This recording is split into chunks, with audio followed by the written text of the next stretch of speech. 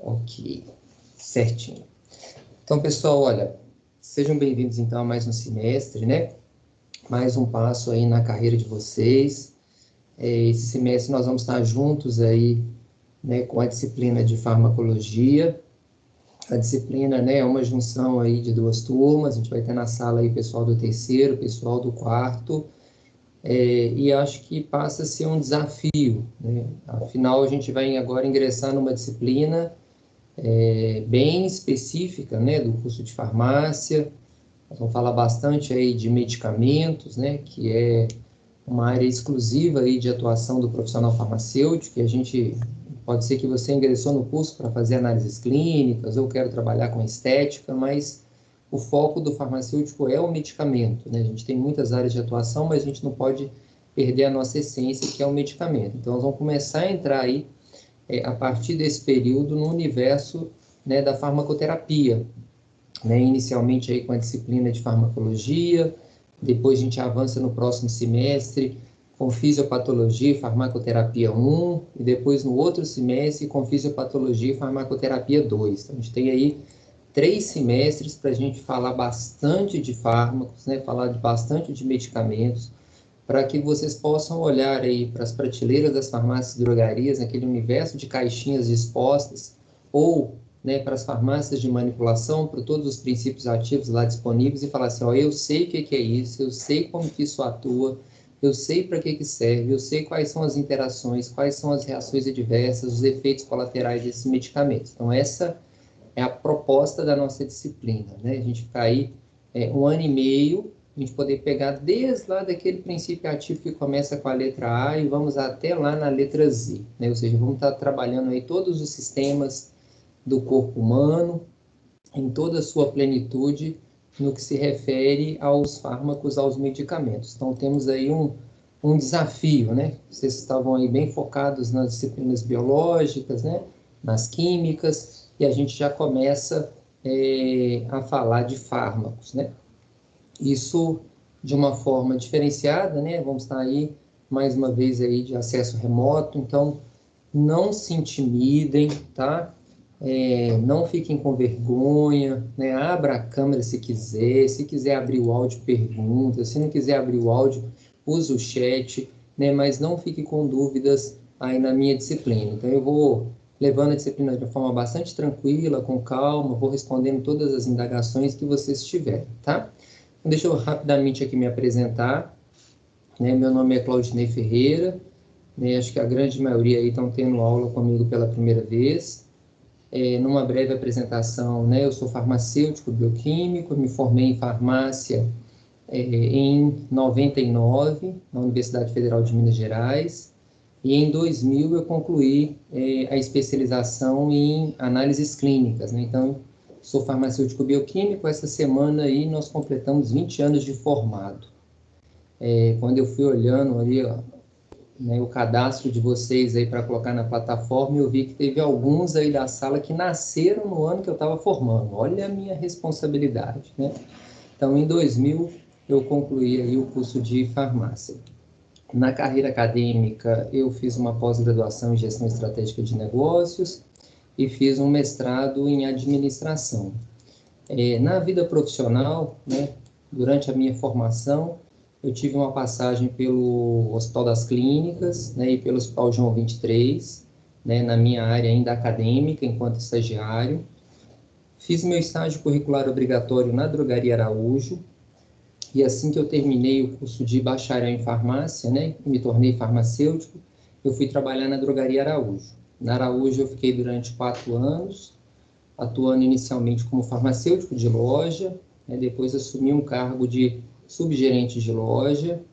Da loja eu migrei para a farmácia de manipulação, então atuei como farmacêutico na manipulação da Drogaria Araújo, e depois eu iniciei um processo inovador que estava acontecendo na empresa, que era um processo de visitação médica. Eu tive a oportunidade aí, né, de visitar médicos, dentistas, veterinários em toda a região metropolitana de Belo Horizonte, apresentando, né, os serviços da farmácia de manipulação e os produtos oferecidos e serviços também oferecidos pela Drogaria Araújo.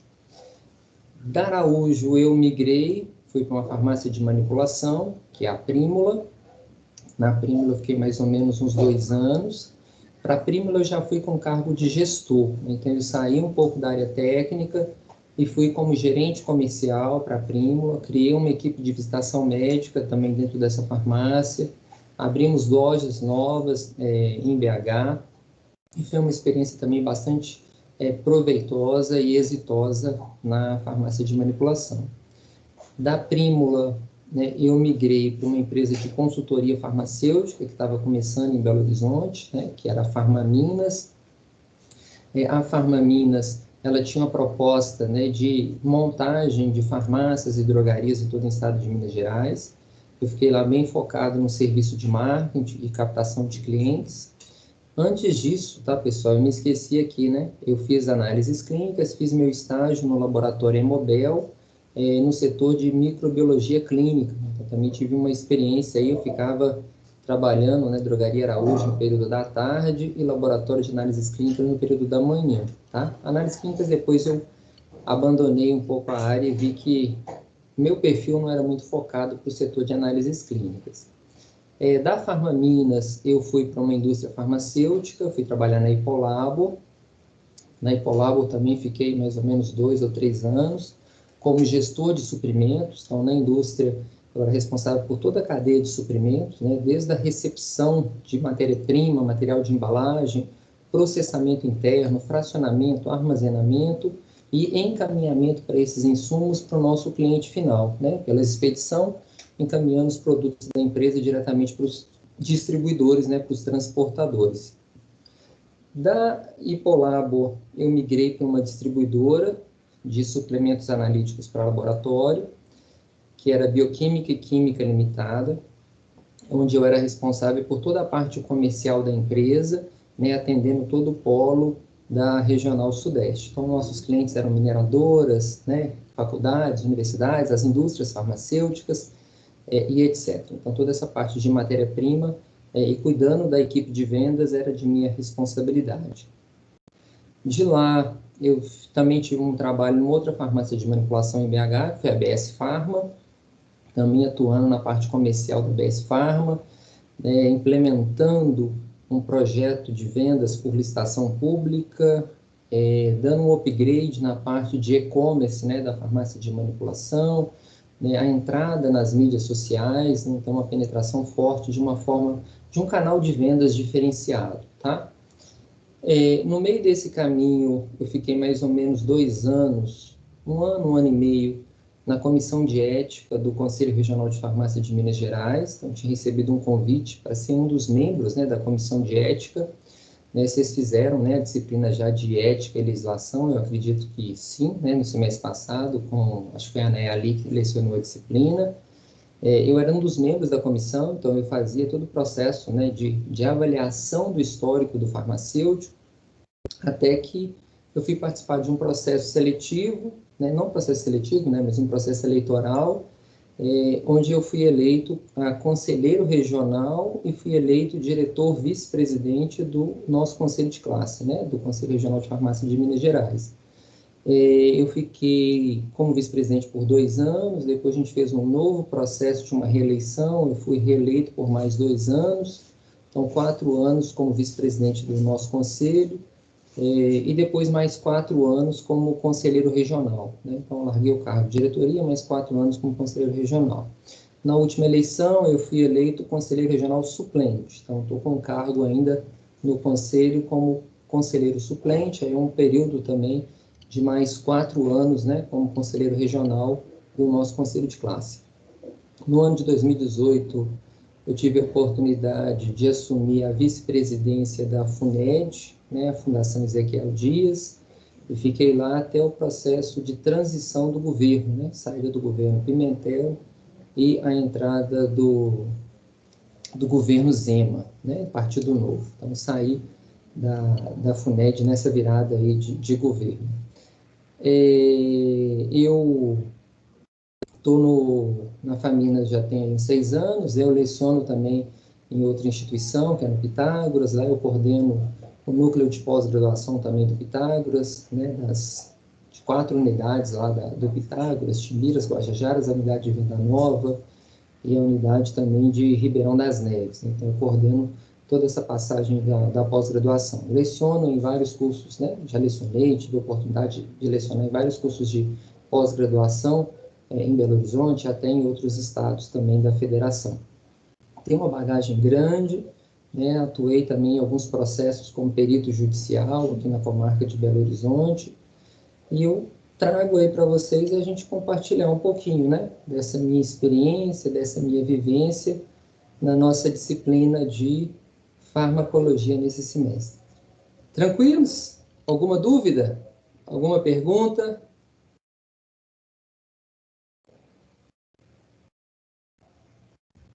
Ok? Beleza. Então, vamos lá. Eu quero primeiro mostrar para vocês o que nós vamos estudar, né, nesse semestre, na nossa disciplina aí de farmacologia. Deixa eu só abrir meu chat aqui, e se alguém fizer alguma pergunta pelo chat, eu consigo verificar. Antes de eu abrir aqui o planejamento, pessoal, eu estava com um problema hoje dentro do nosso portal, né, da Faminas, para poder inserir as aulas aí no período da manhã. Eu inseri as aulas lá no portal EAD, então, não sei se alguns já deram uma olhada, então o planejamento da minha disciplina eu coloquei no portal EAD, e também coloquei a primeira aula da nossa disciplina também já no portal do EAD, tá? Mas até no finalzinho da tarde o processo foi resolvido e eu já coloquei no nosso portal padrão lá de material. Quem for acessar o portal, vocês já vão identificar a nossa primeira aula de introdução à farmacologia, que a gente já começa hoje, daqui a pouquinho, né? E também o planejamento da disciplina. Eu tenho esse cuidado de sempre colocar o material antes, para quem quiser, né, acessar o material, dar uma lida antes, e eu acho que isso é muito importante, né? Eu deixo isso aí como dica para vocês. Pegue um pouquinho do seu tempo e dê uma folheada no material, dá uma lida nele antes da aula, porque vocês vão se deparar aí com alguns termos diferentes, palavras novas, que não estão no dia a dia de vocês, e quando eu venho para poder falar isso em sala de aula, você vai fixar melhor, porque você já teve uma leitura prévia do material. E isso ajuda mais ainda, porque quando você for estudar o material posteriormente, fixa mais ainda o conhecimento. A gente trabalha muito o inconsciente nesse momento, tá? Então, fazer aquela leitura prévia, focar em sala de aula, e depois fazer uma leitura posterior, né? Vocês têm ainda um upgrade, né, nesse ensino remoto, que é a oportunidade ainda de assistir a aula posteriormente, né? Que na aula presencial a gente não tem isso, né? Faltei a aula, perdi a explicação do professor, já era. Aqui no ensino remoto a gente tem essa oportunidade, né? Não pude assistir a aula no dia, ou mesmo que eu assisti, eu quero assistir novamente, você tem a oportunidade de assistir essa aula posterior. E isso ajuda mais ainda, né, na fixação do conhecimento de vocês, ok? A biblioteca, né, os professores vão estar falando bastante para vocês aí nos dias, ela está com um horário especial para quem quiser buscar, né, algum livro físico lá, mas a gente tem todos esses livros nossos de farmacologia lá na minha biblioteca, na biblioteca virtual. Então, acessando o portal de vocês lá na minha biblioteca, vocês vão encontrar nossos livros básicos de farmacologia. E no decorrer da disciplina eu vou falando, né, quais são os livros, os tipos de livros que a gente mais utiliza, o que é mais gostoso, o que a gente consegue aprofundar mais, quais são aqueles livros mais objetivos. Isso para a nossa disciplina de farmacologia, isso é muito importante. E aí fica uma dica também, né? Para quem quiser talvez investir, né, em um livro, né, vale a pena investir num livro de farmacologia, tá?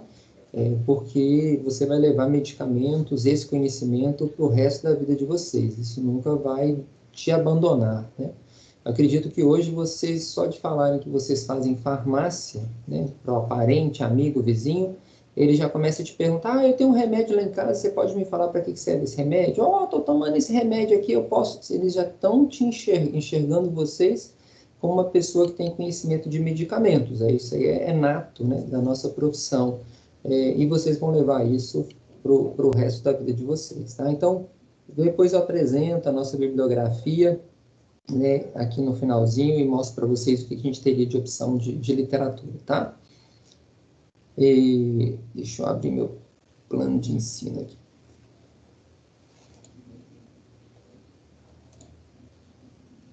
Só um minutinho aqui, pessoal.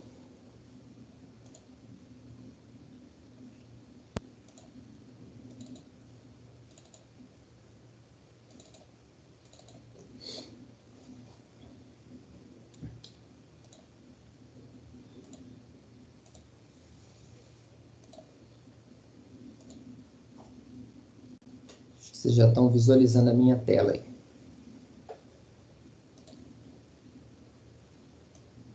Olha só.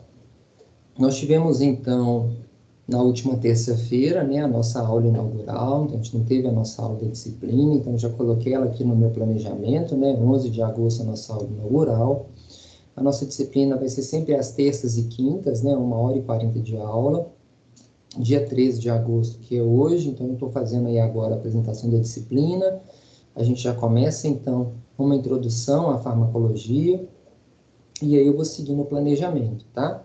Dia 18, formas farmacêuticas e vídeo administração de medicamentos. O mesmo acontece na aula do dia 20 de agosto.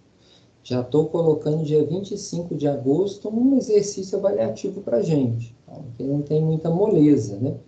Eu prefiro a gente terminar um bloco de conhecimento, já faz um exercício para não ficar muita informação para uma única atividade. Então, a gente está começando agora, finalzinho do mês a gente já faz um exercício avaliativo. 27 de agosto, a gente entra na farmacocinética, então uma aula para a gente falar de absorção, uma outra para falar de distribuição, uma outra aula para falar de metabolização, uma outra aula para falar de eliminação, tá? Faremos mais uma atividade avaliativa, né, valendo 10 pontos, isso no dia 17 de setembro. Faremos 2 aulas, farmacodinâmica parte 1 e farmacodinâmica parte 2, e a gente encerra aqui, né, o conteúdo da nossa primeira etapa. Eu já deixo pré-agendado a data do dia 29 de setembro, para a gente estar fazendo a nossa primeira avaliação, tá? Essa data ela pode alterar, porque o cronograma de avaliações ele é feito pela coordenação, né? Então, estou deixando já aí uma data pré-estabelecida. Geralmente acontece no dia da nossa aula. Pode ser na terça ou pode ser na quinta-feira. Aqui eu estou colocando numa terça-feira, mas pode ser que a Adriana depois possa fazer uma inversão de calendário. Se tiver essas informações, eu passo para vocês, tá? Então, aqui o nosso foco na primeira etapa é introdução, formas farmacêuticas, vídeo de administração de medicamentos, toda a parte de farmacocinética e farmacodinâmica. Depois, a gente entra na parte mais específica da farmacologia. Então, a gente já começa a falar de fármacos propriamente ditos, tá? Então, nós vamos começar com o sistema nervoso autônomo, com toda a farmacologia associada ao sistema nervoso autônomo. 2 aulas aqui para a gente falar bastante da diferença entre os 2 sistemas, e a gente entra nas transmissões. Então, 2 aulas para a gente falar de transmissão colinérgica e 2 aulas para a gente poder falar de transmissão noradrenérgica. Então, vamos falar bastante aqui da acetilcolina, bastante da adrenalina, da noradrenalina, nesse papel aqui de sistema nervoso autônomo. Então, estou colocando aqui quase 6 encontros para a gente falar disso, tá? Fazendo uma pausa, né? Uma atividade avaliativa aqui valendo 5 pontos. E a gente entra na segunda parte aí, dessa nossa segunda etapa, que seria a farmacologia do sistema nervoso central. Então, a gente vai falar de sistema nervoso autônomo, e depois a gente entra em sistema nervoso central. Uma aula para a gente fazer uma introdução desse sistema nervoso central, e depois a gente entra na farmacoterapia propriamente dita, né? 2 aulas para a gente falar de todos os antidepressivos, depois os ansiolíticos, os antiepilépticos, os antipsicóticos e todos os fármacos utilizados nas doenças neurodegenerativas, né? O Alzheimer e o mal de Parkinson. Então, temos aí um desafio grande para a gente poder fechar essa parte de sistema nervoso central, tá? O restante dos sistemas, vocês vão visualizar isso nas disciplinas no próximo semestre, na FISFAR 1 e na FISFAR 2, né? Sistema cardiovascular, sistema endócrino, sistema digestório, inflamação, diabetes, asma, antibióticos, antifúngicos, antivirais, isso aí é assunto para as próximas disciplinas. Então, a nossa proposta é a gente fazer uma boa introdução, que essa base é muito importante, a gente vai precisar dela para o restante das disciplinas, né? O restante dos nossos conteúdos, e a gente entra na segunda etapa com o sistema nervoso autônomo e o sistema nervoso central. Pessoal, muita matéria, tá? Não é pouco conteúdo. Então, estou sendo bastante claro aqui, né, para a gente não ser pego de surpresa lá na frente. Então, queria que vocês dedicassem um pouquinho. É lógico que vocês têm várias disciplinas importantes aí acontecendo nesse semestre, né? Mas eu queria que vocês tivessem uma atenção bacana aí com a farmacologia, né? Porque ela vai ser a base de muitas das outras disciplinas que vocês vão precisar mais à frente. Tranquilo? Vocês estão observando aqui que nos dias das atividades avaliativas eu estou colocando só atividade avaliativa, tá? Mas, dependendo do andamento da disciplina, pode ser que a gente faça uma atividade avaliativa esta classe, não na sala de aula, né, aqui de forma remota, e eu use esse dia também para poder dar conteúdo teórico, tá? Então, não se apegue, fala assim, esse dia vai ser só avaliação, não vai ter aula? Talvez. Tá? Dependendo do andar da disciplina, pode ser que a gente utilize também essas aulas que estão aqui, ó, tá? Vazias, né? 2 aulas, para a gente poder também dar o conteúdo teórico e a gente faz uma atividade avaliativa extra classe. Ok? Dúvida no planejamento, pessoal? Alguma dúvida? Está tranquilo, professor. Tranquilo? Beleza. Vamos aos conteúdos, né, para ver se vai ser tranquilo também. É muito tranquilo, basta a gente estudar, sabe? Regras básicas aí. Mas em relação a essa parte introdutória, tá ok? Alguma pergunta que vocês queiram fazer? Não? Beleza. Então, deixa eu abrir aqui o meu material para a gente poder começar. Professor, Diga. eu entrei agora, eu perdi alguma coisa de importante? Rapaz, você perdeu muita coisa, principalmente a minha apresentação, sabe? Brincadeira. Eu só fiz aqui um remakezinho rápido aqui de como que vai ser a disciplina nossa nesse semestre, tá? E agora é que realmente eu vou começar com o conteúdo teórico. Beleza, obrigado. Tranquilo? Então tá tranquilo, Matheus. Só fiz um remakezinho aqui rápido do nosso planejamento da disciplina, me apresentei aí para os alunos. Em sala de aula é legal que a gente pede para todo mundo se apresentar, falar nome, né? Agora vocês vão ficar livres disso, né? Não tem nem como pedir para vocês se apresentarem e falar o nome de vocês para mim. Mas eu estou torcendo que a gente consiga retornar para as nossas atividades presenciais ainda esse ano. Vamos ver, né? O que esse coronavírus nos aguarda, vacinas, órgãos públicos e etc. Tá? Mas beleza, vamos lá. Vocês estão vendo meu slide aí? Sim. Sim? Beleza. Então, nós vamos começar então a introduzir, né, vocês nesse mundo dos fármacos, né, no mundo dos medicamentos. Então, vou pegar aí a primeira aula, uma introdução, né, à farmacologia.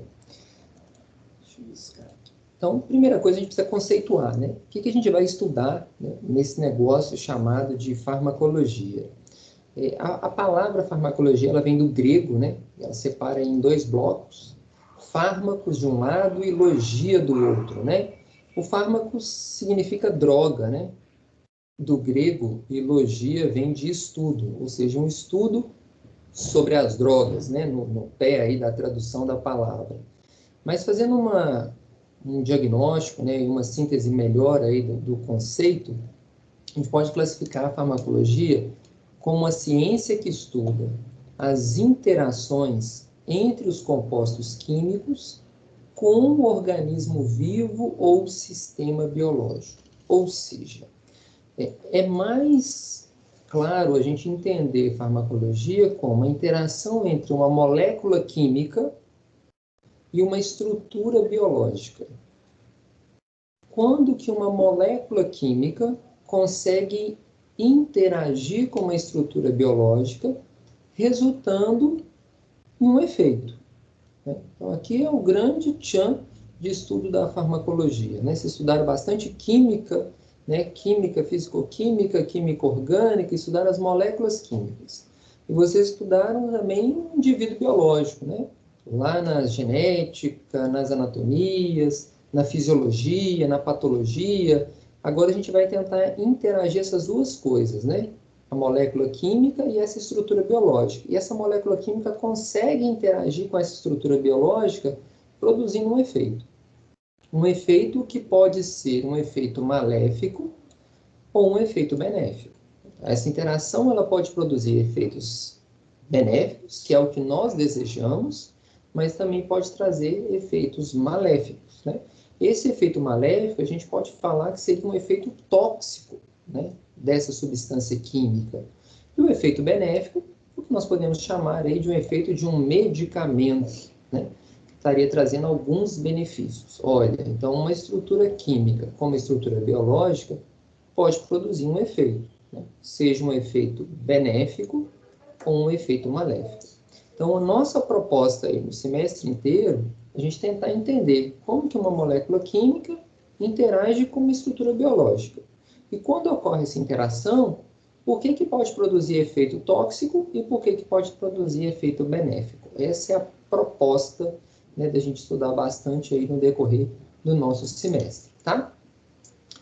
Quando a gente vai para a história, a gente já tem uso, né, da terapêutica como forma de tratamento desde lá de 3.000 anos antes de Cristo, né, onde o pessoal fazia uso de bastante poções mágicas, né? Tudo era na base do, vamos dizer assim, do curandeirismo, né? Uso de muitas plantas medicinais, então medicamentos à base de ervas, né? A gente já tinha ainda, desde períodos remotos, né, a busca por cura de doenças, né, que acometiam as populações.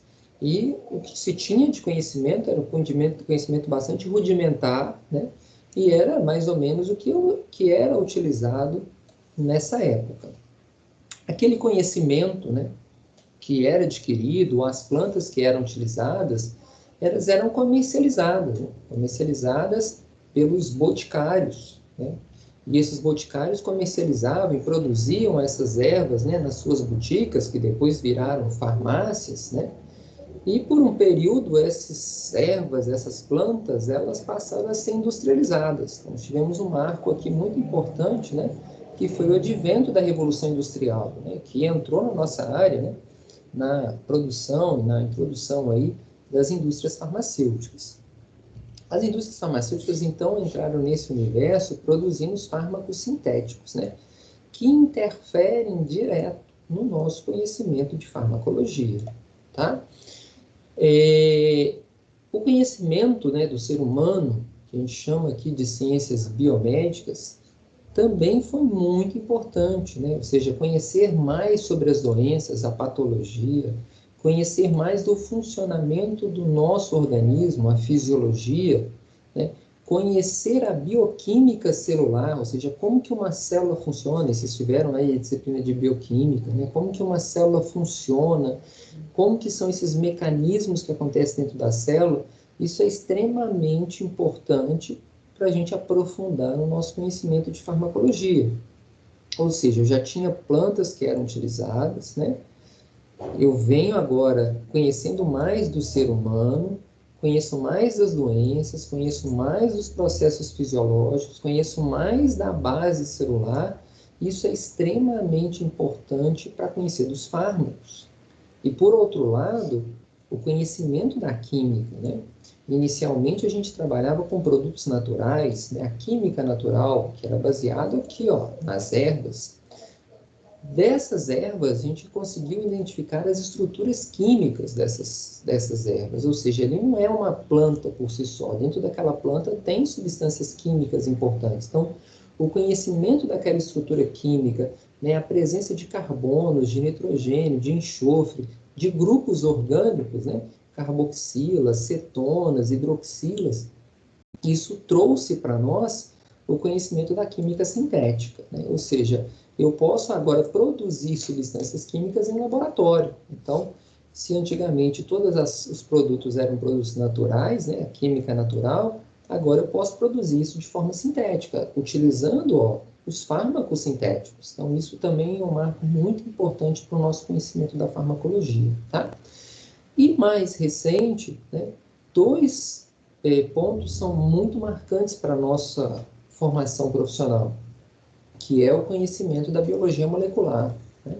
Agora eu consigo estratificar um DNA, conhecer realmente a base molecular, as proteínas, enzimas específicas, e eu posso, a partir dessa estrutura, né, molecular, criar biofármacos, né?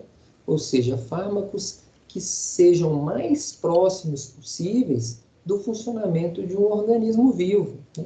Que possa produzir menos efeitos adversos, menos efeitos colaterais. Então, a farmacologia está no meio de tudo isso, né? Uma base química, né, importante, como eu disse para vocês, né? Uma base biomédica, uma base, né, de conhecimento do ser vivo, extremamente fundamental, né? E o advento da produção desses fármacos, seja eles fármacos sintéticos, sejam produtos naturais e sejam também biofármacos. Ok? Por que, então, que nós precisamos estudar a farmacologia, tá?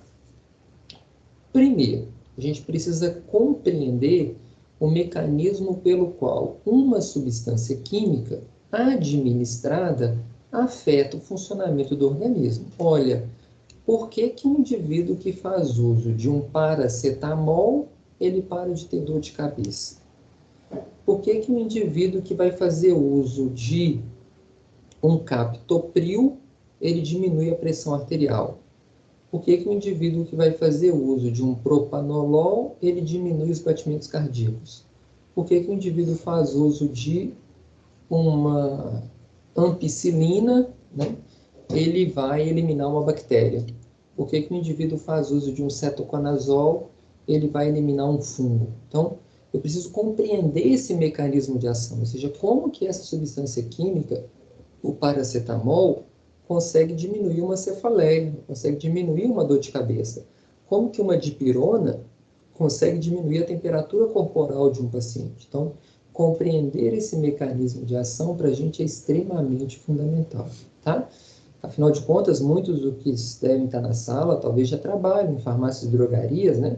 Talvez como vendedores, balconistas e etc. Ou são donos, né, de farmácias e drogarias. Eu acho que esse é o grande ponto da virada, tá? Para vocês que já têm uma certa vivência, né? Primeiro, eu falo assim, passe uma borracha para você não pirar, né? Porque você já tem aquele conhecimento do seu dia a dia, da sua rotina, e a gente precisa agora aprofundar nesse conhecimento. Talvez muitas daquelas coisas que você achavam que eram, não vai ser, né? A gente precisa realmente trazer o conhecimento certo. E aqueles que já têm uma borracha mesmo, não tem nenhuma vivência com medicamento, é a hora de buscar esse conhecimento em mecanismos de ação, tá?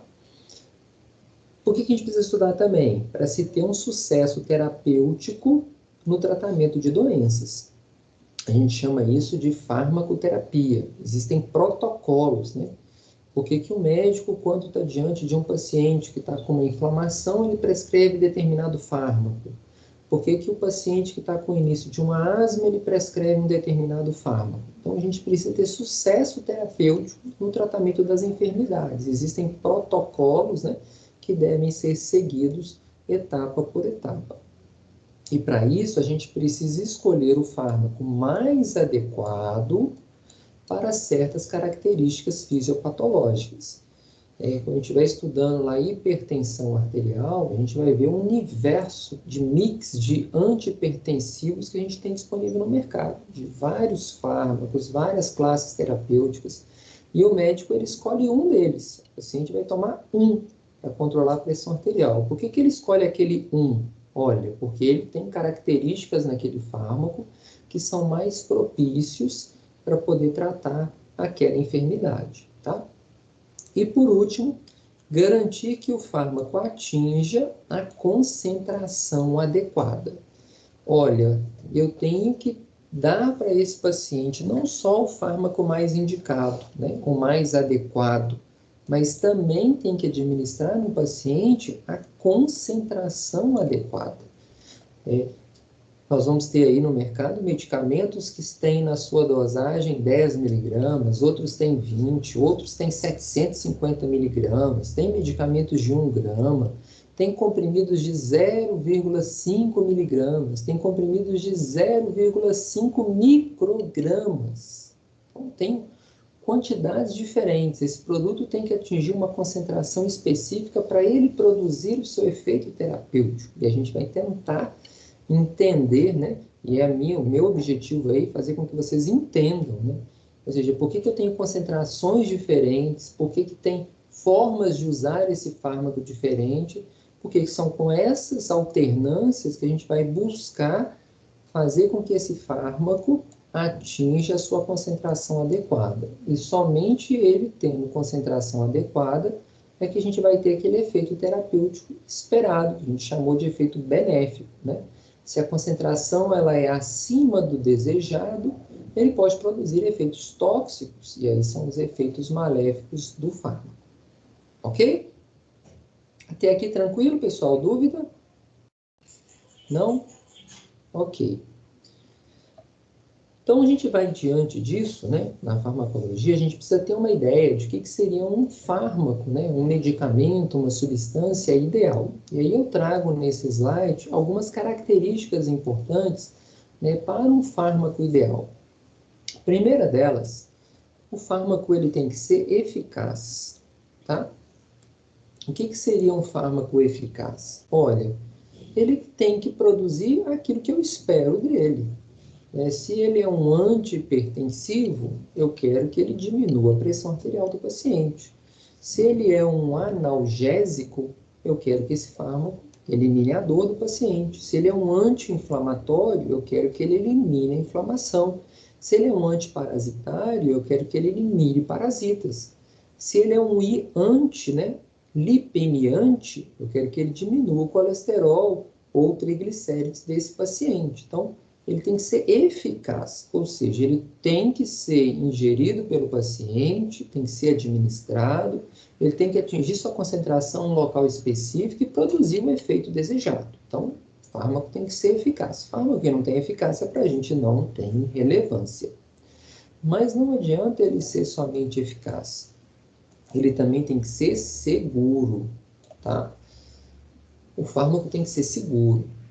Nós não temos nenhum fármaco que é 100% seguro, ou seja, em outras palavras, né?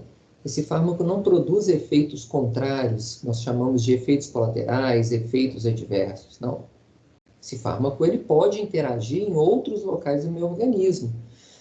Por exemplo, o paciente está usando lá uma bombinha, né, de aerolim, de salbutamol, que está sendo utilizado para controlar a asma desse paciente, mas ao usar a bombinha pode ser que ele sinta o coração disparando, né? Ou seja, ele teve um momento de taquicardia. Olha, o fármaco que estaria sendo utilizado para asma está aumentando os batimentos cardíacos desse paciente. Eu preciso controlar a segurança dele. Alguns fármacos são mais inseguros do que outros, né? Podemos falar nisso. Nem todo fármaco vai ser 100% seguro. Nós estamos aí no universo, né, de uma pandemia e nunca se falou tanto de fármacos, né? Como se falou agora. O pessoal falando bastante aí da ivermectina. A ivermectina não traz efeitos adversos. Traz. Ele é um fármaco eficaz para quê? Como antiparasitário. Nós vamos falar disso mais no finalzinho da nossa aula. Tem todo um histórico, né? A gente precisa ter de conhecimento para fazer uma indicação de um fármaco. Mas ele também apresenta insegurança. A hidroxicloroquina também traz características de insegurança, cloroquina. Então, o uso desses medicamentos, enquanto eu não estou usando, eu não tenho nada. Mas a partir do momento que eu engoli um comprimido, tomei um líquido, eu tomei uma injeção, esse produto pode apresentar reações adversas. Então, o que a gente busca é um fármaco que tenha mais segurança possível. E para isso, ele tem que ser mais seletivo, tá?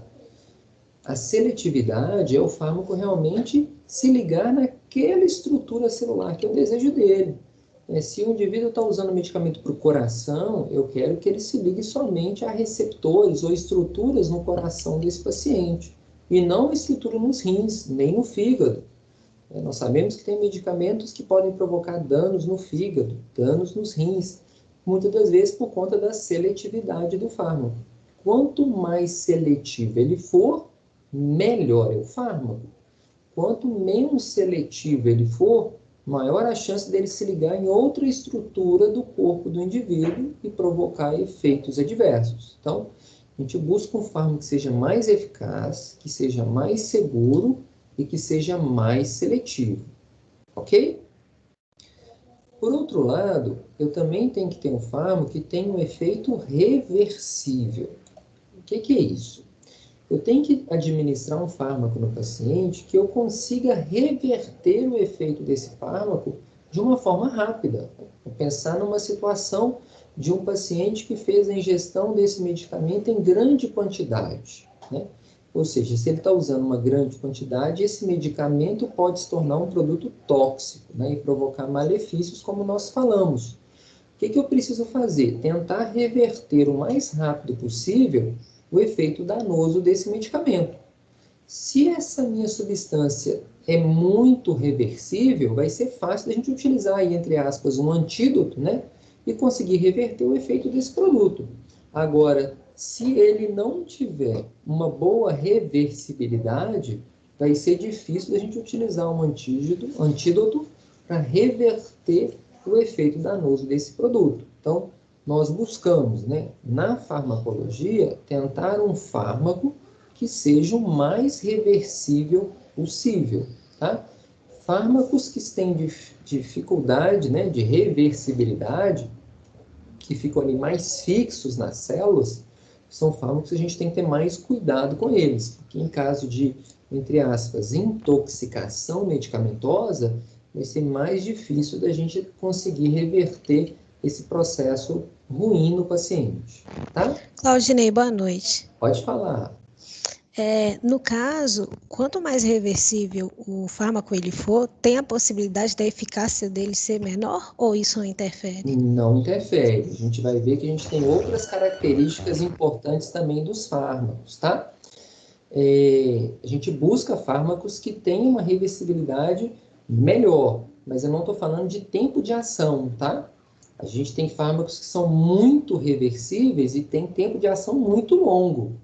A gente tem fármacos que são bastante reversíveis, mas tem um tempo de ação bem curto. Então, são coisas distintas. Nós vamos falar do tempo de ação, que a gente usa um outro conceito, daqui a pouquinho a gente fala dele. Agora, aqueles que são mais irreversíveis, né? Se o indivíduo usa uma grande quantidade, ele se fixa muito na estrutura celular, que nós vamos falar bastante do termo receptores, se liga bastante no receptor de uma célula, é mais difícil a gente tirar ele. Lembra? Eu tenho uma molécula química que está se ligando numa estrutura biológica, né? Então, se essa ligação é uma ligação muito forte, vocês viram talvez lá na química, né? A gente tem as ligações de hidrogênio, as ligações de ligações covalentes, né? Enquanto as pontes de hidrogênio são ligações fracas, as ligações covalentes são ligações muito fortes, geralmente são irreversíveis, é mais difícil da gente conseguir melhorar o quadro do paciente. Então, a busca da indústria farmacêutica, da química sintética, né, quando a gente está buscando uma nova molécula, é tentar desenvolver uma molécula que seja mais reversível possível. Ok? Também uma outra característica importante do fármaco é ser um fármaco de fácil administração, né? Existem várias formas de utilizar os fármacos, os medicamentos, né? Mas quanto mais fácil a gente fala, por exemplo, usar um fármaco por via oral, né? A gente vai deglutir um fármaco, um comprimido, uma draga, seja lá o que for, isso é muito mais cômodo para o paciente, né? É muito mais fácil a gente ter adesão do paciente ao tratamento do que ter que fazer sempre uma administração, talvez, desse fármaco por via endovenosa. Então, se é um medicamento que só pode ser usado por via endovenosa, esse paciente vai ter que sempre ir para uma unidade hospitalar para que alguém possa fazer a aplicação nele diretamente na veia desse paciente. Se é um produto por via oral, ele pode fazer uso desse produto em casa. Então, buscamos mais uma vez, né? Desenvolver um fármaco que seja de fácil administração, tá? Que tenha uma ação previsível, né? Que eu realmente saiba, né? O que esse produto vai fazer, qual que vai ser o efeito terapêutico desse fármaco para esse paciente, que ele não traga novidades, né? Fármacos que têm muitas novidades a gente não gosta, porque essas novidades podem ser novidades até drásticas, talvez até levando o paciente a óbito, né? Um fármaco que pode ser letal, uma dose letal, a própria substância também. Então, que seja um fármaco que tenha uma ação previsível. Então, a previsibilidade para a gente é muito importante. E por último, que esse fármaco tenha uma baixa interação, né? O que seria essa interação? Interação entre outros fármacos, né? Nós temos pacientes que não fazem uso somente de um medicamento, de um fármaco, mas usam 2 fármacos, 3 fármacos. E lembre-se, são moléculas químicas, que podem fazer ligações químicas com outras moléculas químicas, que podem competir pela mesma célula, pelo mesmo local de ação. Isso nós chamamos de interações. Se são entre 2 medicamentos, a gente chama de interações medicamentosas. Isso é ruim, né? Quando eles interagem, pode ser que um diminua o efeito do outro, pode ser que um potencialize o efeito do outro, mas pode ser interação também com alimentos. Nós temos fármacos que têm afinidade por alguns alimentos, alguns constituintes dos alimentos, como o cálcio, por exemplo, que está presente no leite, né? Então, a interação também medicamento-alimento é muito importante. A interação entre medicamento e fitoterápico, planta medicinal, também é uma interação importante. Então, se um fármaco tem muitas interações, é um fármaco que oferece muito mais risco, né? Dependendo dos medicamentos que o paciente vai fazendo uso, eu aumento o risco do uso do fármaco. Se ele tem baixas interações, são fármacos mais seguros para o paciente. Então, quando estamos desenvolvendo um fármaco ideal, a gente busca, né, eficácia, que ele seja mais eficaz, que ele seja extremamente seguro, que ele tenha uma boa seletividade, tá? Que tenha um efeito de reversibilidade, que seja fácil de ser administrado, que tenha baixa interação, né, entre medicamentos ou entre alimentos e que tenha uma ação bastante previsível. Ok, pessoal? Dúvida aí no slide? Perguntas? Professor, Diga. se ele já é eficaz e seletivo, automaticamente ele não é previsível, não? Não, tá? A gente busca seletividade, mas acontece em casos diferentes. Vou te falar aqui. Nós tínhamos um anti-inflamatório que foi lançado no mercado como anti-inflamatório inovador, que era o Rofecoxib, o Vioxx. Era um produto eficaz, né, como anti-inflamatório, diminuía o processo inflamatório. Ele era um produto previsível, tá? A gente sabia que realmente ele era eficaz para diminuir o processo inflamatório, mas a partir do momento em que pessoas que tinham problemas de coração começaram a usar esse anti-inflamatório, começaram a ter complicações hemorrágicas, tiveram casos de trombose por baixa seletividade do fármaco. Então, olha, ele é eficaz, ele era previsível, mas ele tinha uma baixa seletividade. E acontece também a mesma situação. Ele é eficaz, ele é seletível, mas ele pode ter uma ação que não estava dentro da previsibilidade. Olha, eu sabia que esse produto era seletivo para um determinado receptor, mas no meio do caminho, um paciente que era obeso usou, que não era o paciente teste que a gente tinha feito, ou era um paciente de uma outra característica, negro, asiático, a gente chama isso, né, os europeus de caucasianos, e aí deu uma ação que a gente não esperava dele. Então, isso também pode acontecer, tá? É lógico que a grande maioria das vezes, quando ele é eficaz e seletivo, ele vai ser previsível, mas existem situações que isso pode não acontecer. Ok? Professor, Dica. a baixa seletividade, ela é um fator complicador para o efeito reversível? Não. Reversibilidade nós vamos ver que tem muito a ver com a interação entre a molécula química e a estrutura biológica, como eu falei para vocês das ligações químicas, tá? A seletividade é que essa molécula química, quando entra no meu organismo, imagine, a gente está falando de milhões de células que a gente tem no corpo, né? Então, aquela molécula química, eu queria que ela se ligasse só lá na estrutura da bactéria, né? Vamos pegar, por exemplo, a gentamicina, que é um antimicrobiano. Eu queria que ela só se ligasse na bactéria e matasse essa bactéria. mas ela também se liga em receptores do meu organismo, por exemplo, nos rins. E aí lá nos rins, como ela se liga nos rins, ela provoca uma insegurança, né? Provoca um dano renal. Também ela pode provocar um dano auditivo. Então, olha, é um fármaco reversível, tá? Ele se liga lá nos meus receptores e se desliga, mas ele tem seletividade também por outros locais, e naqueles outros locais ele traz uma sensação de insegurança, vai provocar danos em outras partes do meu corpo. Um fármaco, estou falando aí, que nós utilizamos para matar uma bactéria, mas ele também interage com o meu organismo. Ah, professor, mas não pode usar esse fármaco? Pode, né? Desde que a gente utilize dentro dos nossos critérios de segurança, que nós vamos falar aí nos nossos próximos slides. Tranquilo?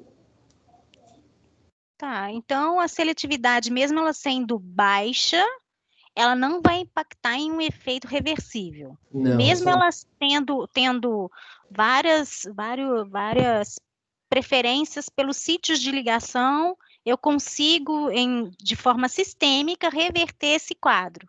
Sim, olha, eu tenho fármacos que são pouco seletivos e reversíveis. E nós temos fármacos que são pouco seletivos e irreversíveis. Vou te dar, por exemplo, um exemplo clássico, tá? O ácido acetil salicílico, ele sempre faz uma ligação irreversível. Ele foi o primeiro anti-inflamatório descoberto e utilizado como insumo farmacêutico, tá?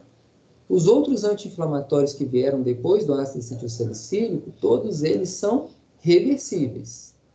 Ou seja, vão buscar a reversibilidade, ok? O ácido acetilsalicílico, ele interage em outros sítios de ligação, tanto que o AS hoje infantil é utilizado como preventivo do infarto agudo do miocárdio, que ele é anti-hemorrágico. Os outros anti-inflamatórios mais modernos são mais seletivos, então eles não provocam esse tipo de efeito. Nós temos fármacos pouco seletivos, como, por exemplo, o captopril, que alguns pacientes que utilizam esse antihipertensivo têm tosse, né? Já os outros antihipertensivos mais modernos, que são mais seletivos, os pacientes que utilizam não apresentam tosse. Então, são dois conceitos diferentes, reversibilidade e seletividade. Ok. E a seletividade, ela está ligada com as gerações das medicações? Vamos dizer assim, na grande maioria das vezes, sim, né? Quando a gente lança um fármaco novo, ele é uma molécula nova, a gente vai se deparar com o conhecimento dele na prática geral, né? E as próximas gerações, o que a gente sempre vai buscar é isso, eficácia. Talvez a próxima geração é um fármaco que vai ser mais eficaz, né? Que tem um efeito melhor, ou a segunda geração pode ser uma geração que seja mais segura, pode ser que a segunda geração seja uma geração mais seletiva, pode ser que a segunda geração seja uma segunda geração de mais fácil administração, uma segunda geração que tenha menos interações medicamentosas. Então, com o avançar das gerações, a gente está falando de uma única classe terapêutica, a gente vai sempre buscar esse critério, o fármaco ideal. A busca da indústria farmacêutica, da química fina, é sempre buscar uma molécula que tenha essas características mais relevantes. Tranquilo? A gente entendendo esse conceito, no decorrer fica mais fácil. Então, olha, fármaco ideal não existe, pessoal. Tá? A gente sempre vai tentar buscar isso aqui, ó, né?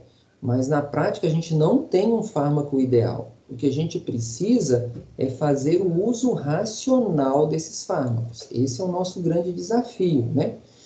Que a gente usando esse fármaco de forma racional, a gente consegue maximizar os benefícios que nós buscamos, realmente a gente busca os benefícios, e a gente vai minimizar os malefícios, né?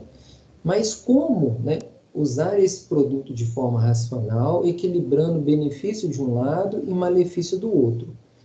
Aqui entra um conceito muito importante para nós, que é o conceito de dose, né?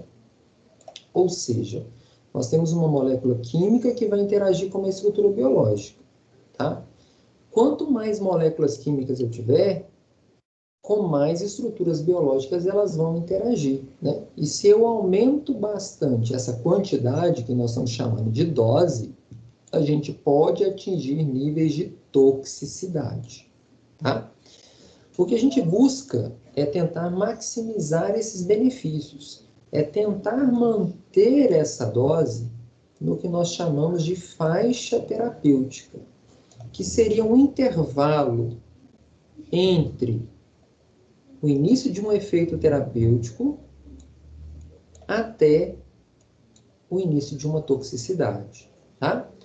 Abaixo dessa faixa terapêutica, o produto não apresenta, ele vai apresentar ineficácia, né? Ou seja, ele não vai apresentar eficácia. Então, numa dose muito baixa, efeitos terapêuticos não serão apresentados. A eficácia do fármaco não vai ser relevante. Se eu uso uma dose muito alta, esse produto pode se tornar tóxico. Então, tem, né, várias frases, ditados que falam que a diferença entre um medicamento e um veneno está na dose. Não só na dose, tá, pessoal? A dose e também a via de administração do produto. São dois fatores muito importantes, né? A dose e a via de administração desse medicamento.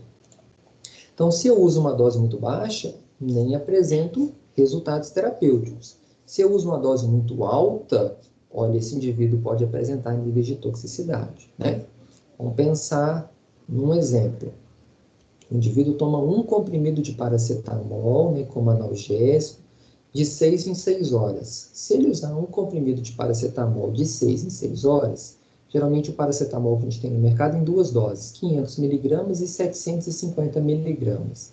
Se eu uso um comprimido de 6 em 6 horas, de 750 miligramas, vai ser 750 miligramas vezes 4, ou seja, 4 vezes ao dia. Ele vai estar usando 3 gramas de paracetamol ao dia, tá? 3 gramas de paracetamol ao dia é uma dose segura, que está dentro da faixa terapêutica. O paracetamol, como a gente falou que fármaco ideal não existe, ele é um produto extremamente eficaz, mas ele apresenta insegurança pela sua baixa seletividade, principalmente para as células do fígado, para os hepatócitos. Então, ele é um fármaco hepatotóxico. Se eu uso ele dentro da minha margem terapêutica, né, dessa faixa terapêutica, os 3 gramas, é um fármaco que o nosso organismo consegue digerir ele, destruir a molécula química e eliminar essa molécula do nosso organismo tranquilamente. Agora, se eu uso uma dose superior a 4 gramas de paracetamol dia, ele ultrapassa esse limite da faixa terapêutica e passa a ser tóxico. O que eu falo aí?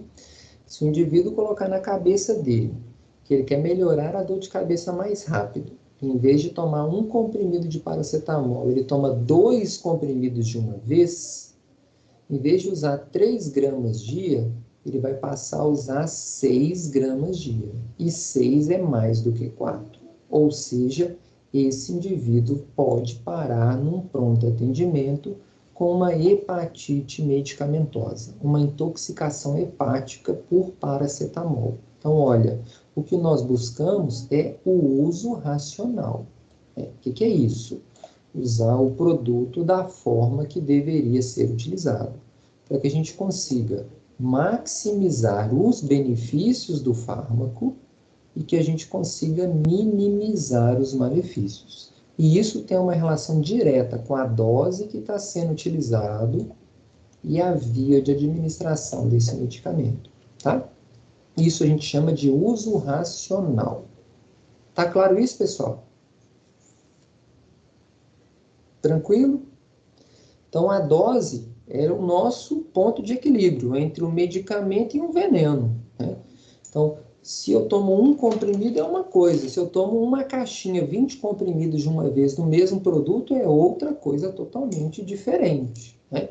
Então, se eu estou usando 750 miligramas, ok. Agora, imagina 20 vezes 750 miligramas. O nosso organismo não vai conseguir, né, digerir, destruir, eliminar essa quantidade de fármaco. Isso vai provocar algum dano no paciente, ok?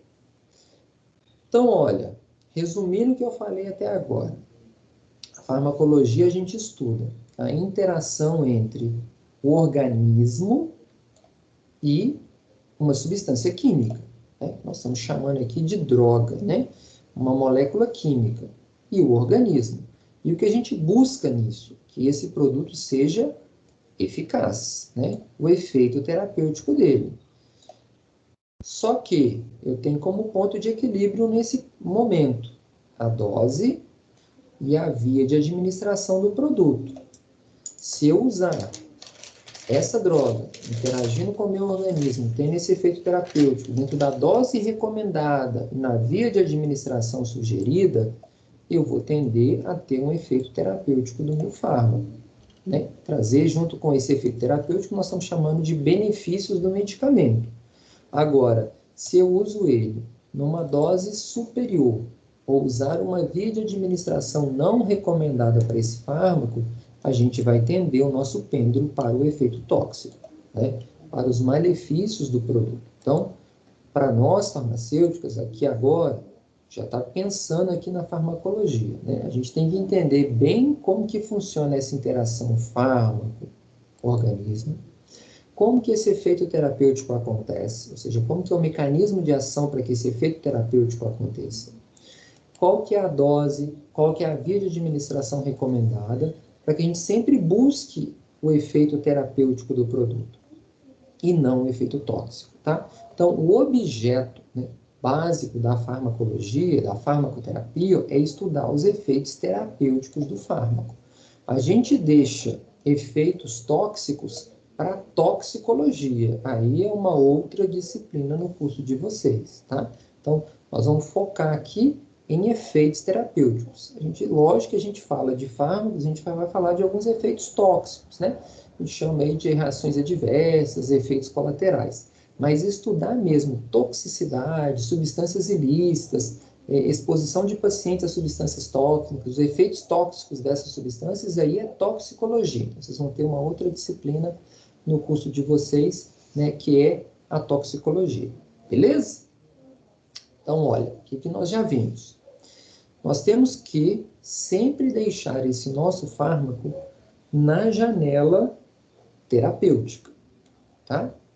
O que é essa janela terapêutica? É o intervalo entre uma dose muito baixa até uma dose muito alta, né? Abaixo dessa minha setinha vermelha, a gente está chamando isso aqui de subterapia, ou seja, é um indivíduo que, em vez de tomar um comprimido de paracetamol de 750 miligramas, ele vai lá e parte aquele comprimido de paracetamol em 4 pedacinhos e toma um quarto daquele comprimido. Olha, aquele 1/4 que ele tomou não conseguiu superar essa minha setinha vermelha, ou seja, eu não consegui fazer com que o meu fármaco atingisse a janela terapêutica. Se não atingir a janela terapêutica, não tem efeito terapêutico. Essa é a primeira coisa, tá? E também, a gente não pode usar uma dose que supere essa janela terapêutica.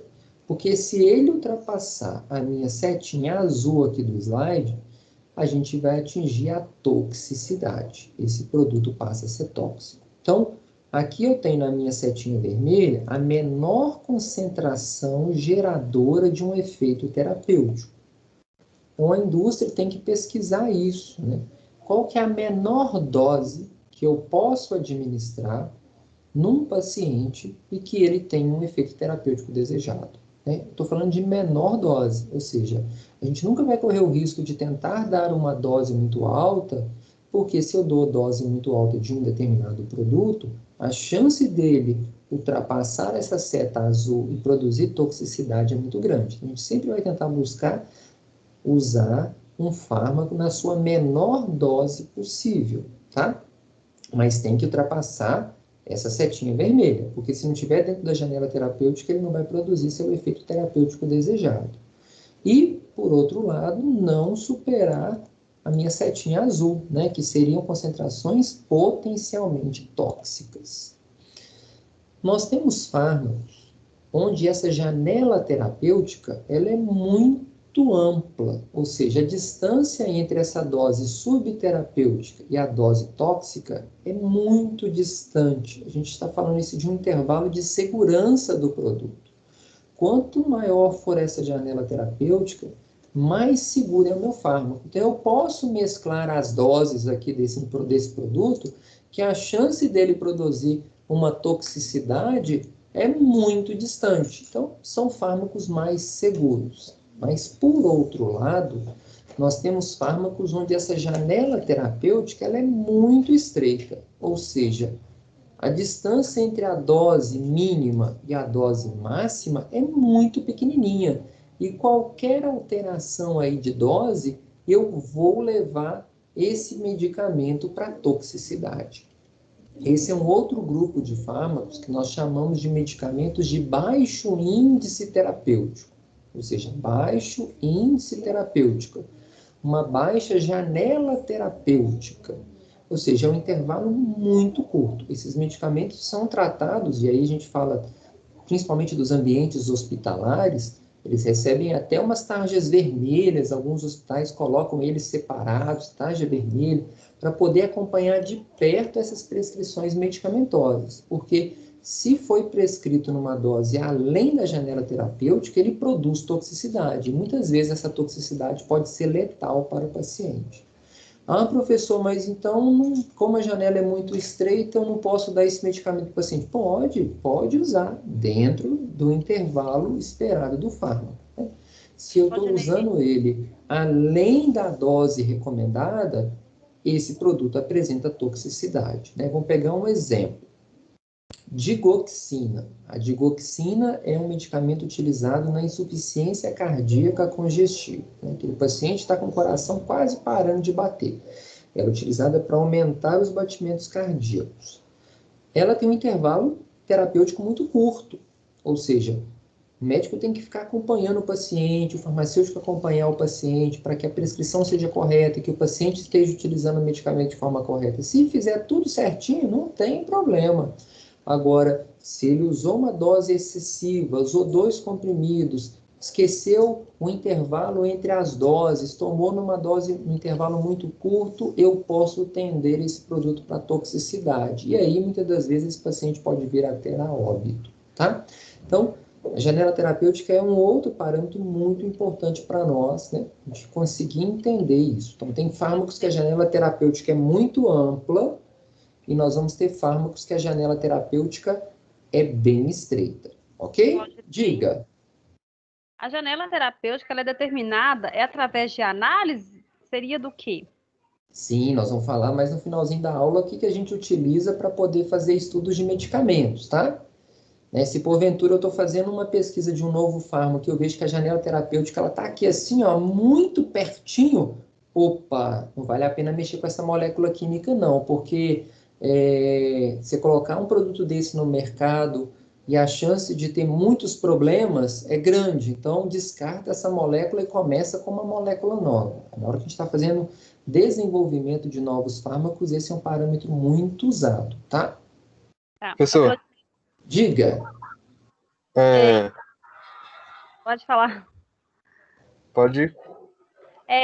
Eu quero só saber em relação a tempo. Se eu vou no médico, ele me passa um medicamento e me fala que eu tenho que tomar esse medicamento só à noite. Se por acaso eu tomo de dia, eu poderia ter também esses tipos de problemas em relação à superdosagem, ou seria um outro problema que não fosse tão... Teria problema, né? Se o medicamento é para ser tomado de 12 em 12 horas, e aí você não manteve aquelas 12 horas e tomou ele depois de 6 horas, você já fez o uso do segundo produto, você vai ter uma dose muito grande desse medicamento na sua corrente sanguínea. E aí, se a dose está muito alta, ó, eu posso tender esse produto para toxicidade. Né? E por outro lado, ele teria que ser tomado de 8 em 8 horas. E aí eu não tomei de 8 em 8. Fui lembrar só 2 dias depois que eu tinha que tomar o remédio. Fiquei lá 2 dias sem tomar o produto. A dose dele diminuiu muito, ó, entrou na dose subterapêutica. Né? Ah, professor, mas esse produto então não vai fazer efeito, não vai fazer mal. Vai sim, né? Vamos imaginar. Se é um antibiótico e está abaixo da dose subterapêutica, ele não vai matar a bactéria. Se é um anticoncepcional e está abaixo da dose subterapêutica, não vai ter proteção e a mulher vai engravidar. Então, eu tenho que sempre manter a dose dentro desse intervalo terapêutico que nós estamos chamando aqui de janela terapêutica. Nunca para menos e nunca para mais. Ok? Ô, Claudinei, Diga. e esse intervalo, ele vai ser determinado de acordo com a interação que o fármaco tem com a molécula orgânica? Muitas coisas. Biológica, no Aí, caso. Tem muitos fatores. A gente está focando aqui no conceito. Tem todas as características farmacocinéticas e farmacodinâmicas que nós vamos ver mais à frente. Tem muitos fatores aí associados. O tempo que esse fármaco demora para atingir a corrente sanguínea, o tempo que esse organismo fica circulando na minha corrente sanguínea, o tempo que esse medicamento demora para ser destruído pelo meu organismo, metabolizado, o tempo que esse medicamento demora para sair do meu organismo, para ser eliminado. Então, tem vários fatores. E aí a gente vai estudar cada um deles em detalhe. Tá bom? Professor, Diga. muita gente tem costume de dividir um comprimido no meio, tomar um e meio ou meio comprimido. Existe algum medicamento no mercado que, de fábrica, ele já permite essa ação? Então, vamos pensar nesse conceito nosso de janela terapêutica, né? Se o produto tem uma janela terapêutica muito ampla, né, a gente tem uma certa margem para poder fazer esse tipo de ajuste de dose.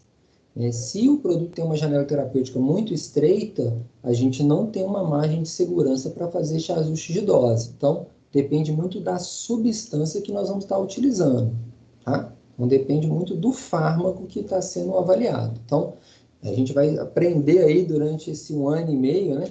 Quem são os nossos amiguinhos aí, os heróis, e vamos dizer, entre aspas, quem são os nossos vilões, né? Que oferecem mais risco e a gente tem que ter mais atenção quando o paciente está utilizando determinados tipos de medicamentos, tá?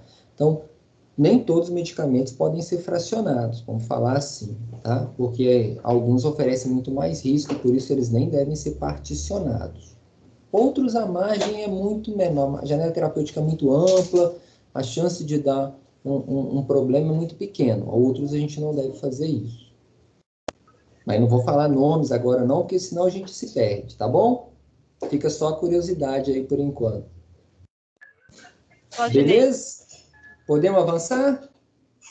Ok. Pode ir? Então vamos lá, ó. Então o que nós vimos, né? A gente tem que avaliar sempre a concentração que a gente tem do nosso fármaco, né?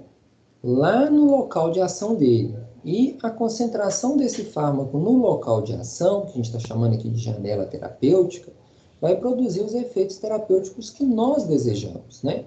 E o que nós buscamos é sempre a gente ter uma concentração ótima desse meu fármaco, numa dose certinha que nós já estamos chamando, numa via de administração correta, para que esse meu fármaco produza efeitos terapêuticos. É o que nós buscamos nos fármacos, tá? Agora, se tiver muito próximo aqui, ó, no nosso limiar, ele pode produzir efeito terapêutico também. A gente pode colocar aqui efeitos parcialmente eficazes, tá? E, por outro lado, ele pode se aproximar bastante da minha setinha azul, que a gente está colocando aqui como potencialmente tóxico, né? Ou seja, ele tem potencialidade de produzir efeitos tóxicos. Dentro dessa minha margem vermelha, é o que nós estamos chamando de janela terapêutica. Está aqui, ó, esse espaço aqui representado. Entre o mínimo e o máximo, né? Que a gente pode chamar isso aqui, ó, de concentração mínima efetiva, ou CME, e aqui a gente chama de concentração máxima tolerada, ou seja, qual que é a concentração máxima desse fármaco que o meu organismo tolera. Então, a concentração mínima efetiva e a concentração máxima tolerada. O nosso fármaco tem que ficar nesse intervalo, porque assim ele vai ter ali, ó, efeitos terapêuticos parcialmente eficazes ou potencialmente tóxicos. Se tiver abaixo da minha setinha vermelha, ó, concentração insuficiente, não vai produzir efeito, tá? E por outro lado, se a concentração está excessiva, ele vai produzir efeitos tóxicos. Então a gente está chamando isso de margem de segurança, né? E eficácia para a utilização dos nossos fármacos, tá? Ele tem que ser eficaz e ele tem que ser seguro. Para ele ser eficaz, ele tem que estar acima da minha concentração mínima efetiva, e para ele ser seguro, ele tem que estar abaixo da concentração mínima tóxica. Beleza? Vamos ver isso aqui em gráficos, que eu acho que vai ficar um pouquinho mais claro para vocês entenderem. Olha, nessa imagem, eu estou apresentando, então, aqui, ó, janela terapêutica, tá? Que seria o que a gente está chamando aqui de margem terapêutica. Na minha setinha aqui, ó, pontilhado vermelho é a concentração máxima tolerada ou mínima tóxica. E no meu pontilhado aqui é azul, a concentração mínima efetiva. A minha curva verde é o meu fármaco, tá? Que nós estamos utilizando. Então, o paciente usou o fármaco aqui no tempo 0. Passou 1 hora, o que está acontecendo? Eu estou aumentando a concentração plasmática. O que é isso? O fármaco que ele ingeriu por via oral, o comprimido que ele deglutiu, está atingindo a corrente sanguínea. Então, com o passar do tempo, ele atinge a corrente sanguínea e vai aumentando a concentração dele na corrente sanguínea. Até mais ou menos aqui, ó, 5 horas, onde ele atinge a concentração sanguínea máxima. Atingiu a concentração máxima dele. Isso foi das 5 horas até 9 horas. A partir de 9 horas, esse fármaco agora está sendo eliminado do organismo, ó, e está sendo eliminado, vai sendo eliminado até as 14 horas, após a administração dele. Chegou em 14 horas, não tem fármaco mais nenhum na corrente sanguínea desse paciente. Só que, quando ele atingiu a sua concentração máxima, entre 5 e 9 horas, essa concentração máxima não superou a concentração mínima efetiva. Ou seja, esse fármaco ficou abaixo da concentração mínima efetiva. É como se a gente estivesse falando que esse fármaco aqui, deixa eu parar tudo aqui, que esse fármaco aqui, ó, ele não conseguiu ultrapassar essa setinha vermelha. Ou seja, ficou numa dose subterapêutica. É como se a gente estivesse falando aqui que esse fármaco, ele não atingiu a sua concentração ideal. Esse fármaco ficou com uma concentração insuficiente. E aí, não produziu efeito terapêutico. É o que aconteceu aqui, ó. Se não ultrapassou a concentração mínima efetiva, o fármaco não está causando efeito farmacológico.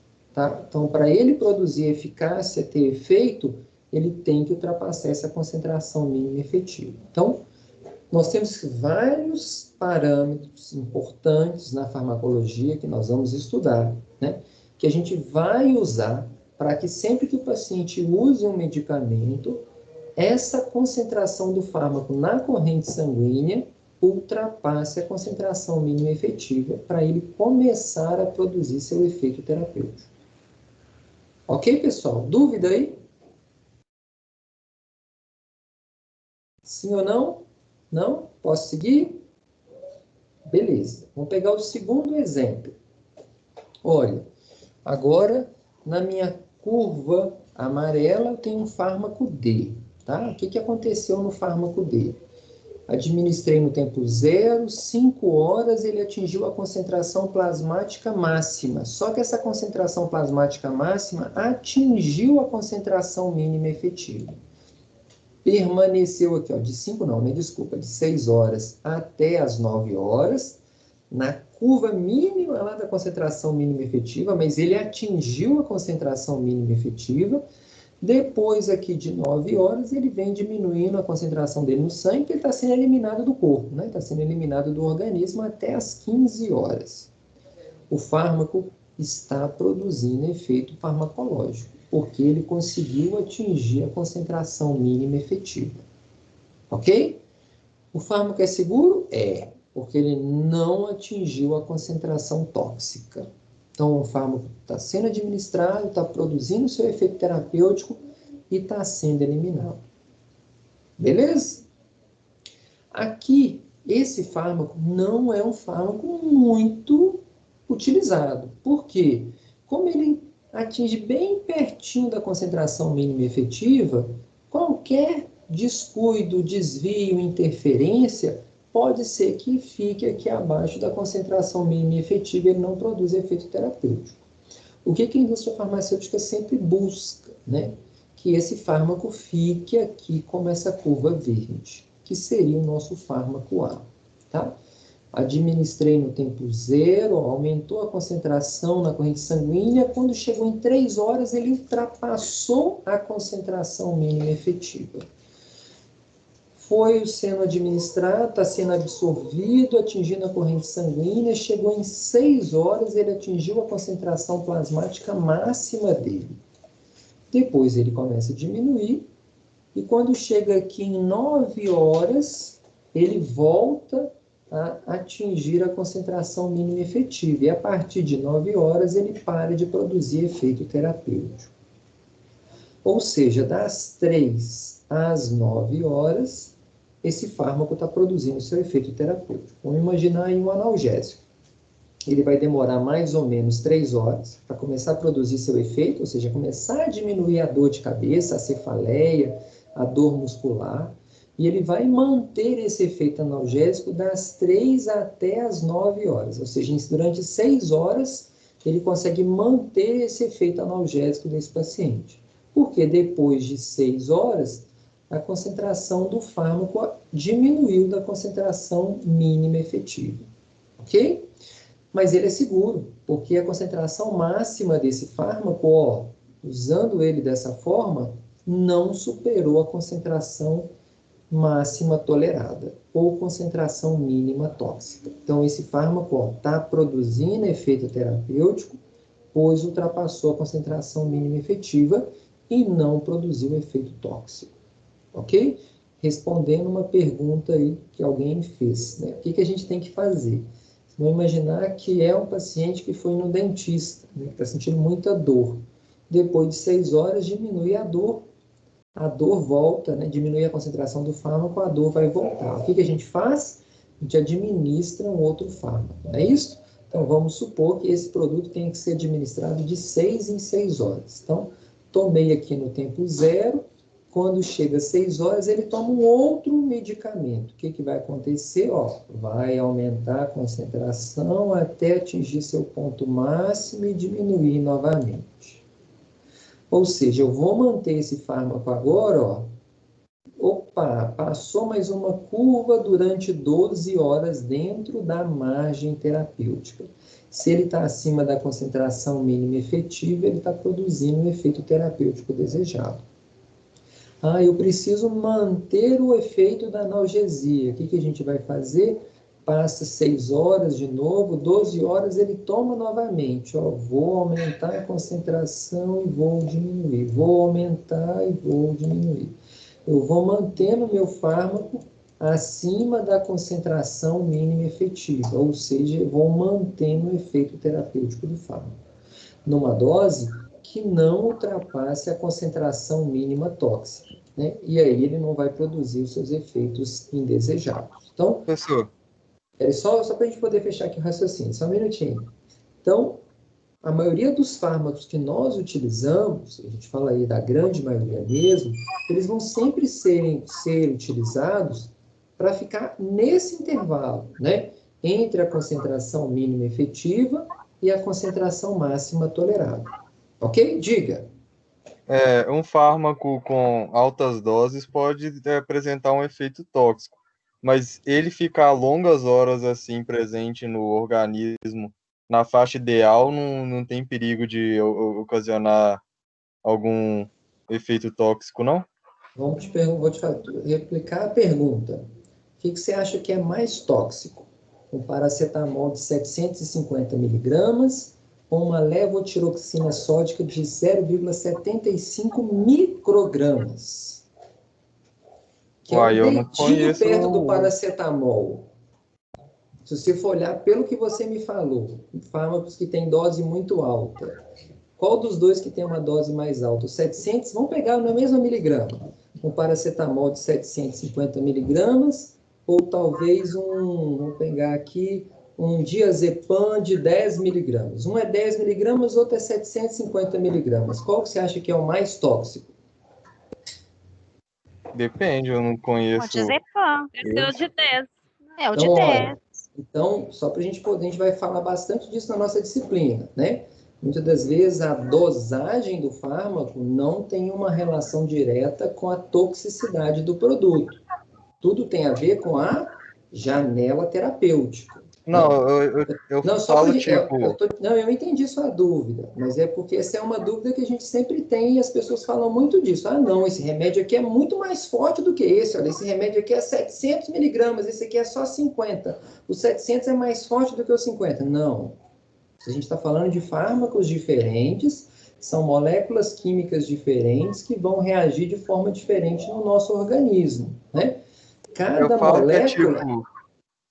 Não é nem a questão da diferença de dose de um medicamento para outro. Eu falo, tipo, se eu tomar um paracetamol na faixa ideal dele, por exemplo, por meses tomando ele seguido, assim, poderia ocasionar algum efeito tóxico, igual se eu tomasse ele numa superdose? Depende do fármaco, né? Vamos pegar esses exemplos. Pessoas que são hipertensas. Alguém que foi diagnosticado com uma hipertensão arterial com 10 anos de idade. Aí o médico me passou um antihipertensivo. Eu vou ter que usar esse medicamento durante quanto tempo? Quanto tempo? O Vai a vida paciente que toda. tem a vida toda. Então, assim, aí ele vai usar a vida toda e isso vai produzir muito mal porque ele vai usar a vida toda? Não. Desde que esse fármaco seja utilizado dentro da margem terapêutica. O meu organismo está tendo a capacidade de usufruir dele, destruir o produto e eliminar ele do nosso organismo. Se ele está acumulando no meu organismo, a concentração está muito alta, aí vai acontecer o quê? Ele vai ultrapassar a concentração tóxica. Aí ele apresenta toxicidade. Então, olha, o paracetamol, para poder atingir essa margem terapêutica, eu preciso de usar 750 miligramas. O diazepam, eu preciso só de 10 miligramas para atingir essa concentração, essa margem terapêutica.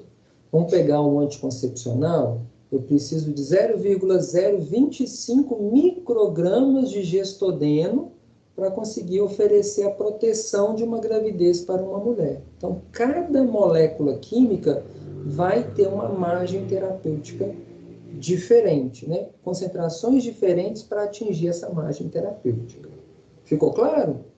Então, agora, alguns fármacos podem sim se acumular no organismo, e aí são fármacos que eu não posso utilizar por um longo período de tempo. Aí eu tenho que usar ele por um determinado período de tempo específico, mas é uma característica da molécula química que a gente vai também falar bastante na aula de farmacocinética. Claudinei. Diga. Nesse caso, a gente às vezes ouve muitas pessoas falando assim: antigamente o paracetamol resolvia minha dor de cabeça, hoje não, eu troquei para uma dipirona ou mesmo com ibuprofeno. Acontece isso de um medicamento resolver a questão do problema, da dor da pessoa e com um determinado do tempo ele não fazer esse efeito mais? Acontece, nós vamos falar também bastante as características de variabilidade, né, da pessoa e também da patologia, tá? Então, tem características da molécula e características da pessoa. Isso pode acontecer com todos os medicamentos, tá? Vamos pensar assim. Eu posso falar que um paracetamol, talvez para alguns de vocês que estão assistindo a aula, você toma um comprimido e a sua cefaleia desaparece. Esse é o meu caso. Mas tem pessoas que talvez estão assistindo que se tomar um comprimido de paracetamol é como se estivesse tomando água com açúcar. Mas é a mesma molécula que tem o mesmo mecanismo de ação que vai atuar em organismos humanos, mas pode reagir de forma diferente de pessoa para pessoa ou de acordo com o diagnóstico clínico apresentado pelo paciente, tá? Então, pode acontecer, pode sim. A gente tem aí mais muitas aulas para a gente poder desmistificar e falar assim, o que acontece? Tranquilo? Vão pegando os conceitos aos pouquinhos que a gente vai formando o conhecimento necessário. Vamos pegar Claudinei, mais um? Pode falar. Isso, no caso do paracetamol, já tem até ciência que pode acontecer, mas é exatamente com todos os fármacos, mesmo sendo fármaco que tem que ser administrado durante a vida toda? Todos os fármacos. Sempre que a dose de um fármaco superar a margem tóxica, o produto começa a apresentar toxicidade. Como eu disse lá atrás da nossa aula, a gentamicina, que é um antibiótico, se eu usar ela dentro da dose recomendada, ela é segura. Se eu usar ela uma dose acima da dose recomendada, passou a CMT, o produto pode apresentar surdez, o paciente pode começar a ter perda auditiva, ele pode ter nefrotoxicidade, né, prejuízo nos rins. Então, se eu uso dentro da margem, ele é um fármaco seguro. Se ele supera essa margem, estou falando de superar a margem terapêutica, tá, pessoal? Não é de usar o produto durante muito tempo, é ficar dentro da margem terapêutica. Se ele estiver sempre dentro da margem, meu organismo consegue destruir e eliminar dele. Agora, se ele superou essa setinha vermelha, ele vai apresentar toxicidade. Sim, mas eu me refiro ao efeito do medicamento no organismo. Mesmo sendo administrado na dose correta, ele pode perder o efeito com o tempo? Mesmo sendo um medicamento que tem que ser administrado durante a vida toda? Pode acontecer. A gente está falando de organismo vivo, né?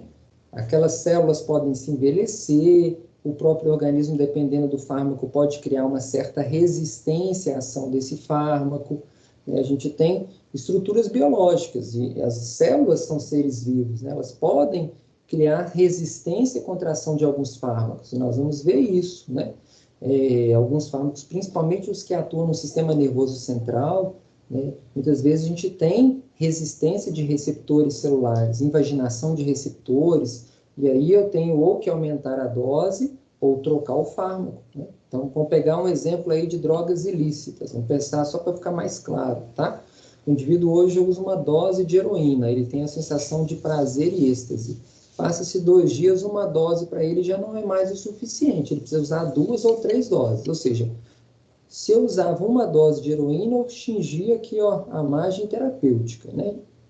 Ah, mas depois de um dia usar uma dose só, não está acontecendo isso aqui, ó. Não está passando a concentração mínima efetiva. Então, a heroína que ele usou não está produzindo efeito. O que ele faz? Usa 2 doses. Aí usa 2, vem para cá. Ah, passou uma vez, vai ter que usar 3 doses para poder fazer isso aqui, ó. Chegar aqui. Vai ter vezes que vai ter que usar 4. Mas pode acontecer que o cara usou tanto que ultrapassou a minha concentração mínima tóxica. E a gente pode chamar isso aí de overdose, não é isso?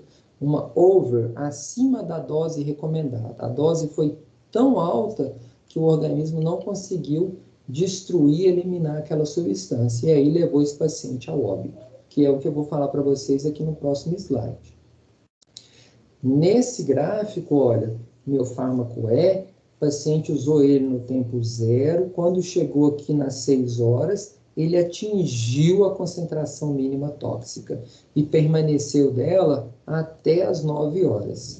Então, ele produziu o efeito terapêutico porque ele superou a concentração mínima efetiva, mas ele atingiu a concentração mínima tóxica. Ou seja, o fármaco está causando efeito farmacológico, pois ultrapassou a concentração mínima efetiva. E não tóxico, porque ele não ultrapassou a concentração mínima tóxica, mas ele está muito pertinho da concentração mínima tóxica. Qualquer concentração a mais vai apresentar toxicidade. É um fármaco também de risco, né?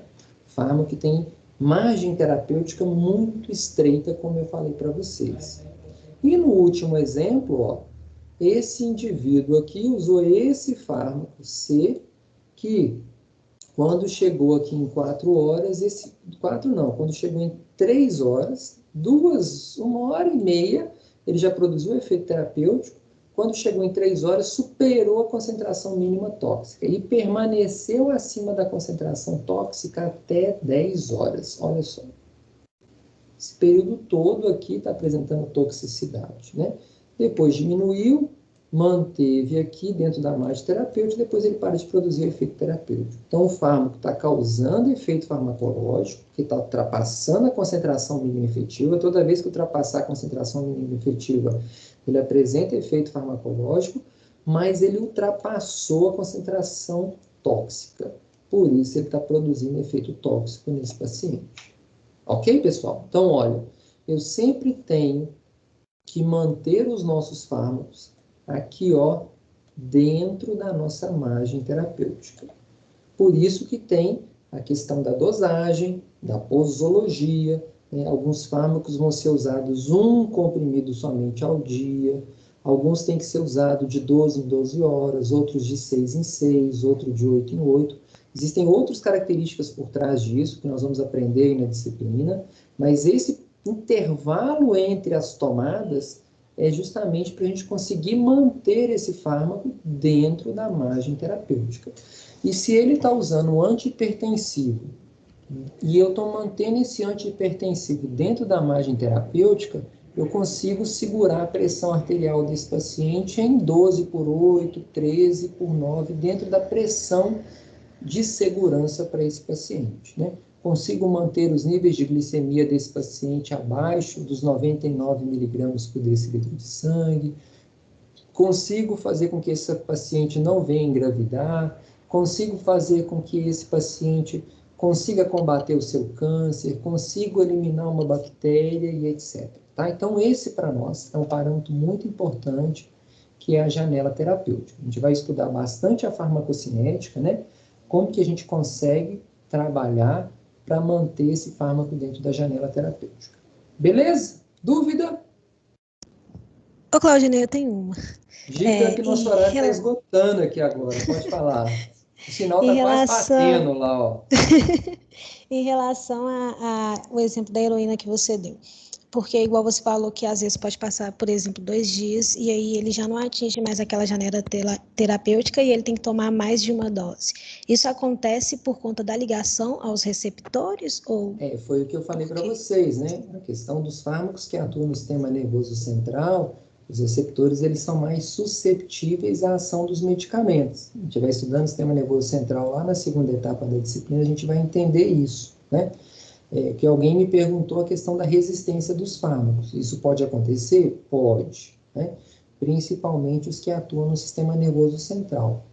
No sistema periférico é menos do que no sistema nervoso central. Então, as sinapses nervosas, né, no cérebro, elas exigem um pouquinho mais dos nossos fármacos, tá? Mas aí vamos deixar que a gente explica isso melhor, tá bom? Beleza, turma? Ó, para nossa primeira aula, como que foi? Boa!